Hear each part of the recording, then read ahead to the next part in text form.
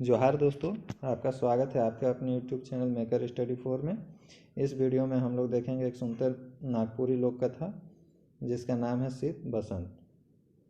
ईसन तीसन नगर रहे, नगर ऊपरे डगर रहे, महिक छल छल दहिक पगार रहे। एक ऐसा नगर था जिसमें बहुत सारे रास्ते थे और जो बहुत ही अच्छे दिखते थे। टेकुआ ऐसन सोच कि हंसुआ ऐसन टेढ़ रहे, परंतु वह दिखने में तो सीधा दिखता था परंतु था बहुत टेढ़ा। सुई कर मुइन में 9 लाख छाइन बैस रहे और एक छोटे से स्थान पर बहुत ज़्यादा लोग रहा करते थे। ईसन सुंदर नगर में एगो राजा और उनकर रानी रहत रहा और इस प्रकार के सुंदर नगर में एक राजा और उनकी रानी रहा करते थे। राजा रानी कर 2 गो बेटा रहे, शीत और बसंत। शीत बड़ रहे और बसंत छोट। और राजा रानी के 2 बेटे थे, शीत और बसंत। शीत बड़ा भाई था और बसंत छोटा। राजा रानी और उमनक 2 बेटा सुखे सोचे राइज करत रहे। राइज में धन संपत्ति भरपूर रहे, प्रजा सुखी रहे, सगरे सुख और शांति रहे। राजा रानी और उनके दोनों बेटे सुख सुविधा के साथ राज कर रहे थे और राज्य में धन संपत्ति भरपूर थी, प्रजा सुखी थे और सगरे सुख और शांति रहे। सभी तरफ सुख और शांति था। राजा रानी कर छाइन में जोड़ा भर गेरवा गेरवाइन खोता बनाए के रहत रहे और राजा रानी के छत पे एक जोड़ा गेरवा गेरवाइन मतलब गौरैया अपने दोनों कोई गेरवा और गेरवाइन घोंसला बना के रहा करते थे। गेरवा गेरवाइन कर 2 गो छौवा रहे और उनके 2 बेटे थे। थोड़े दिन बाद गेरवाइन मर गेलक। गेरवा 1-2 दिन तो छौवा के चारा लाइन के खियालक, मुदा ढेर दिन तक छौवा मन के एकले पोसे नहीं पारलक और दोसर गेरवाइन जोड़ा लगाई लेलक। और कुछ दिन के बाद जब गेरवाइन मर जाती है तो गेरवा 1-2 दिन तो किसी तरह बच्चा को चारा लाके खिलाती है, परंतु मुदा का मतलब होता है लेकिन या फिर परंतु वह बहुत दिनों तक बच्चे को अकेले पालने में असमर्थ होता है और दूसरा शादी करके ले आता है। छोटकी आते संगे छुआ मन के लथिया के खोता ले हेठे गिराई देलक और जैसे ही उसकी नई दुल्हन आती है वह आते के साथ ही अपने पहले वाले बच्चे को घोंसला से लात मार के गिरा देती है। छौवा मन के गिरल देखलें और राजा से कहलें। रानी जब उन बच्चों को गिरे हुए देखती है तो राजा से कहती है, ए राजा साहेब, मोय कोनो दिन मोर जामू हल रोहो जुन छोटकी ले आना बर छोटकी रानियों मोर छौवा पुता के स्नेह करी। और रानी बोलती है कि ये राजा, हम भी किसी दिन मर जाएंगे तो आप भी छोटकी मतलब शादी करके ले आइएगा और वह भी छोटी रानी भी इसी तरह मेरे बच्चों के साथ करेगी जैसन गेरवा कर छोटकी कर ल। जिस प्रकार गेरवा का छोटी पत्नी की। देखो तो 2 छौवा के खोता से लथिया के गिराए दिलक और ईमन मर गेला। देखिए तो वह अपने दोनों बच्चों को लात से गिरा देती है और यह दोनों बच्चा मर जाता है। राजा रानी के तनी डांट के कहलें, का बात करीला रानी, मोय भला ऐसन करमू।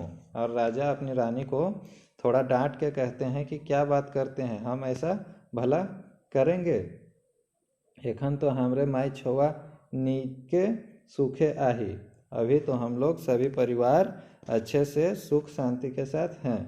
काले अशुभ बात करीला, ऐसा ना कहो कि ना जोगा।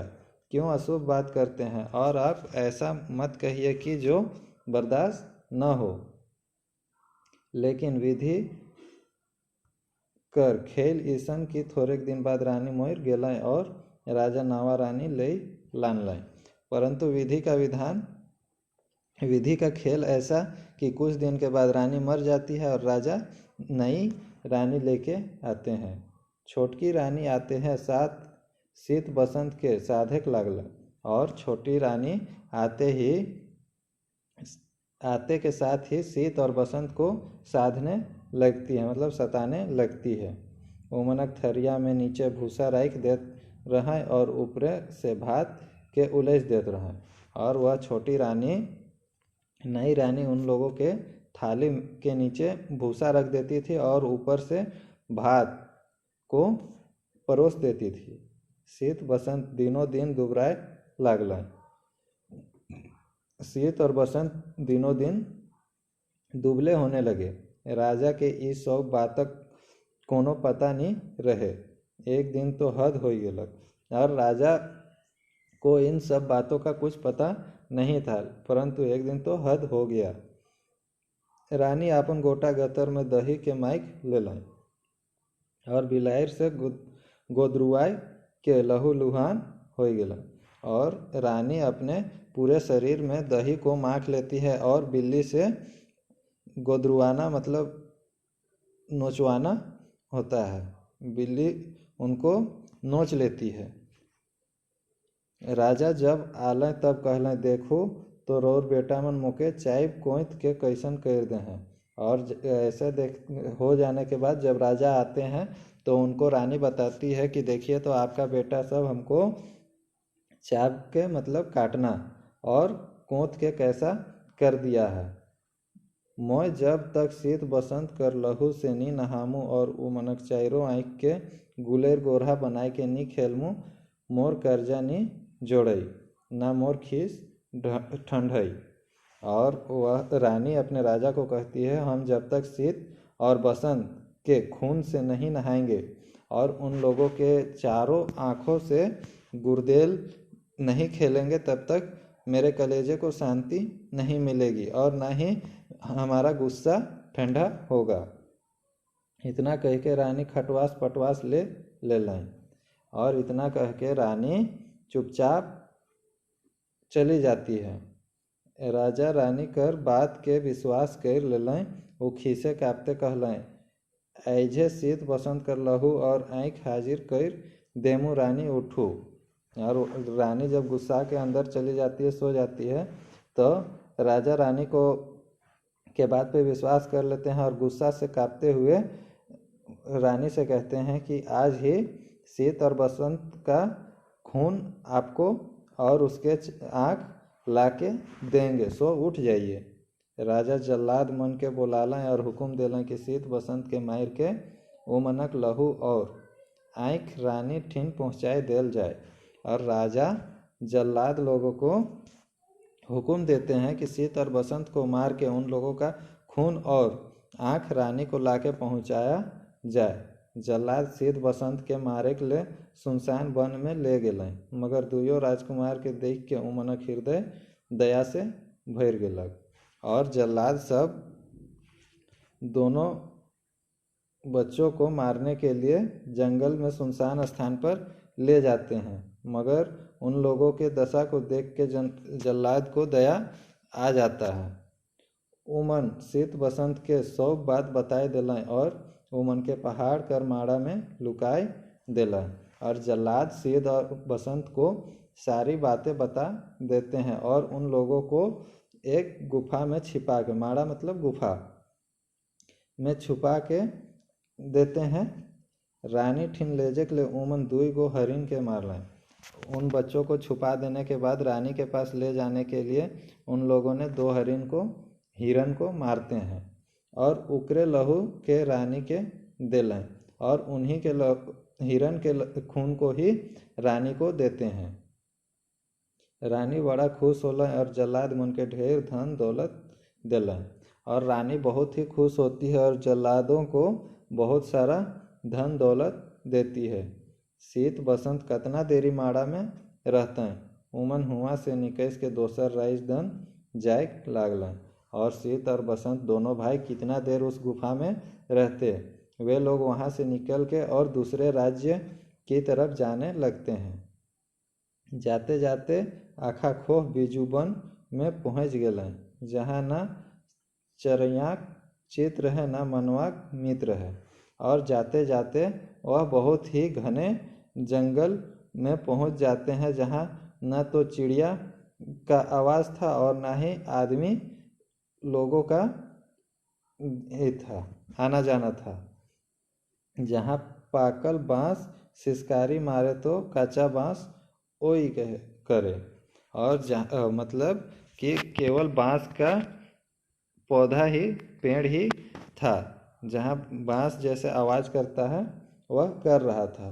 कोरकोट पतई ठाय करे तो बूढ़ा बाघ हाय करे। मतलब कहीं भी थोड़ा सा खुसफुसाहट होता है तो वे दोनों डर जाते हैं। ईसन बीजुबन में राइत होई गेलक, शीत और बसंत एगो बीजुबन में बर फेड़ के ओठाई के भूखे प्यासे सुइत गेलन। और ऐसा घना जंगल में रात हो गया। शीत और बसंत उसी घने जंगल में एक बर पेड़ में ओठंग के मतलब बर पेड़ में सहारा लेके भूखे प्यासे सो जाते हैं। ओहे बर गछे एक जोड़ा पेरवा पेरवाइन रहत रहे, और वही बर के पेड़ में एक कबूतर और उनकी कबूतरी रहती थी। ओहो मनक दुई गो छुआ रहे। छुआ मन के चारा खियाई तो छुआ मन खावे ना करे। और उन कबूतर कबूतरी मतलब पेरवा पेरवाइन के भी 2 बच्चे थे। वह अपने बच्चों को चारा खिलाती हैं तो उनका बच्चा खाता ही नहीं है। तब पेरवा पेरवाइन पूछे लागल, का ले रे छुआ मन आज तोहरे चारा खात न खा। तब पेरवा पेरवाइन अपने बच्चों से पूछने लगते हैं कि क्या हुआ बच्चा सब कि आज तुम लोग चारा नहीं खा रहे हो। छुआ मन कहला, एयो ए बा गज कर हेठे 2 गो मनवा छुआ भूखे सुइत हैं। और वे लोग अपने माता पिता को कहते हैं एयो। एयो मतलब माँ और एबा मतलब पिता, और गच मतलब पेड़। पेड़ के नीचे 2 बच्चे इंसान के बच्चे भूखे प्यासे सोए हुए हैं। जब तक उमन नहीं खावें हम रहो नहीं खाब। जब तक वे लोग नहीं खाएंगे तब तक हम लोग भी नहीं खाएंगे। इस तरह से पेरवा पेरवाइन का बच्चा सब बोलता है। पेरवाइन ऊ मन के समझालक, हमरे तो पंछी जाए थे कि मनवा छुआ के चारा का के खियाब। और पेरवाइन उन बच्चों को समझाती है कि हम लोग तो पंछी हैं, मानव बच्चों को हम लोग चारा कैसे खिलाएंगे। तोहरे चारा खावा और तुम लोग चारा खाओ। हमरे तोर आबा संगे झगड़ा होते होते गिर जा और उमन हमर मांस के आग में पकाए के खाए लेवें। वह पेरवा पेरवाइन अपने बच्चों को बोलती है कि तुम लोग चारा खा लो, हम लोग तुम्हारे पिता के साथ में लड़ाई करते करते गिर जाएंगे और वे लोग बच्चे इंसान के बच्चे हमारे मांस को आग में पका के खा लेंगे। तोहरे हमरे ले ना कांदबा ना खोजबा, बेस ले जीवा खावा। और पेरवा पेरवाइन बच्चों को बोलते हैं कि तुम लोग हम लोगों के लिए मत रोना, ना ही खोजना, और अच्छे से जीवन बिताना। तोर बाबा पहले जाए के ऊ मन ले आग लाइन दे। छुआ मन कहले, हाँ यो हाँ बा। और उसकी माँ बोलती है कि तुम्हारे पिता पहले जाके उन लोगों के लिए आग ला देंगे। तब बच्चा कहते हैं कि हाँ माँ, हाँ पिताजी, हमरे नहीं कांदा और नहीं खोजब, हम लोग नहीं रोएंगे और ना ही खोजेंगे। इकर पीछे जहाँ वन में आग लग रहे से ठीन पेरवा चल गेलक और आग कर गोटेक तितकी उठाए के ले आनलक। और इसके बाद पाछे मतलब बाद, इसके बाद जहाँ वन में आग लगा था वहाँ से कबूतर जाता है और आग का एक छोटा सा तिनका उठा के चिंगारी उठा के ले आता है। तले आदमी छुआ मन ठीन गिराए देलक और इंसान के बच्चों के पास गिरा देता है। शीत तो निंदाए जा रहे, बसंत तितकी के उठाए के आग सलगालक। और शीत तो सो गया था परंतु बसंत जगा हुआ था, वह आग की चिंगारी को उठा के आग जलाता है। सलगाना मतलब जलाना। आग हदकत रहे कि पेरवा पेरवाइन झगड़ा होते आग में गिर गेलै और आग में पाइक गेलै। और आग जैसे ही ज़्यादा जलने लगा तब कबूतर और कबूतरी झगड़ा करते हुए आग में गिर जाते हैं और पक जाते हैं। शीत के बसंत उठालक और शीत को बसंत उठाता है। दुयो भाई पेरवा पेरवाइन कर शिकार के खाए के सुइत गेलन। और दोनों इंसान के बच्चे उन कबूतर कबूतरी के मांस को खा के सो जाते हैं। निशा भोग रात में गज कर खोड़हर में एगो विकधर नाग निकलक और शीत के चाइप दिलक। और नींद के नशे में रात में पेड़ के खंडहर से एक विषधर नाग निकलता है और शीत को काट लेता है। शीत मोर गेलक और सांप के काटने से शीत मर जाता है। बसंत कांदे लागलक और यह सब होने के बाद बसंत रोने लगता है। बसंत के वरदान रहे कि उकर लोर जहाँ गिरत रहे हीरा मोती बन जात रहे। और वह बसंत रोने लगता है और बसंत को वरदान था कि वह उसका आंसू जहाँ गिरेगा वह हीरा मोती में बदल जाएगा। बसंत कर लोर जैसे हैं गिरे लागलक चारों चका इंजोत हो गेलक। और बसंत का आंसू जैसे गिरता है और चारों दिशा में प्रकाश हो जाता है। बसंत कर कांदे सुन के महादेव और पार्वती आलय और अमृत पानी छीट के शीत के जियाए दिलन। और बसंत का रोना सुन के महादेव मतलब शंकर भगवान भोलेनाथ और पार्वती आते हैं और अमृत पानी छीट के शीत को